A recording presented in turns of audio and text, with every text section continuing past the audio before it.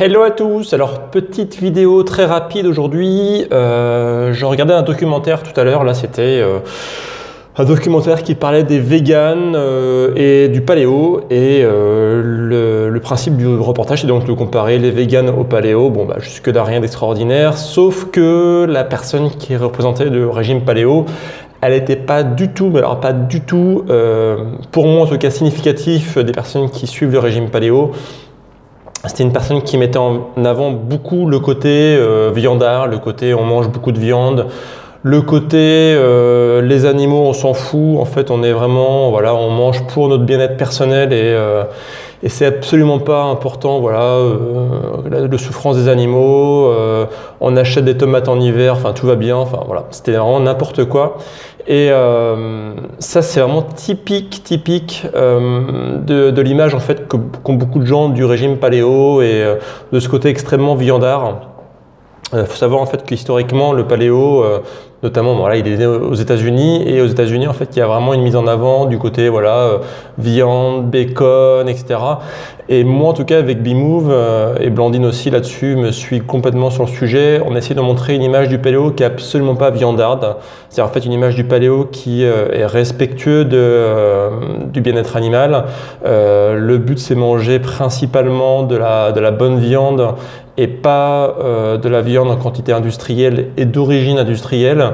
On est vraiment très sensible à la cause animale. D'ailleurs, on avait fait une vidéo il y a quelques temps sur le bœuf d'herbe. On avait été rendre visite à Pierre Inard, qui est un éleveur qui est extrêmement respectueux des animaux, qui n'envoie pas ses animaux dans les abattoirs traditionnels, qui les élève uniquement à l'herbe.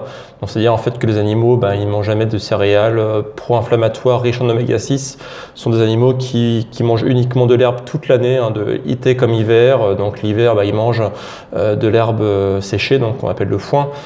Bref, ça pour dire en fait que les animaux sont vraiment bien traités. On avait été le voir, ils nous avaient confirmé notamment que les animaux étaient vraiment en excellente santé, que le vétérinaire ne venait jamais quasiment voilà, pour les soigner parce qu'il n'y avait pas besoin en fait. Donc c'est vraiment nous cette image qu'on veut mettre en avant du paléo, c'est-à-dire la personne qui mange certes de la viande mais occasionnellement et parce que du coup on ne peut pas manger de la viande tous les jours sauf si on a un gros budget et qu'on a des conditions très particulières, mais c'est quasiment impossible de manger de la viande tous les jours en ayant de la viande de qualité. Ça c'est vraiment un point qu'on met en avant et je pense que vous aussi qui regardez ces vidéos vous êtes d'accord avec ça.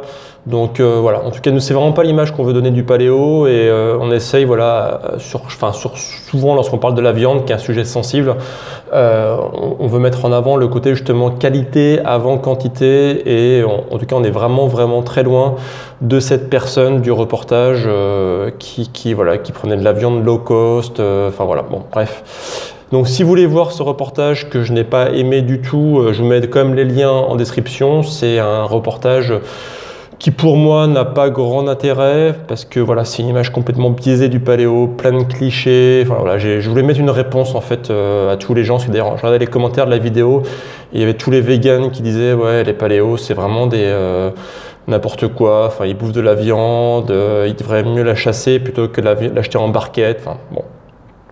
Pas mal de commentaires bas niveau, mais finalement les végans je les comprends sans dire que je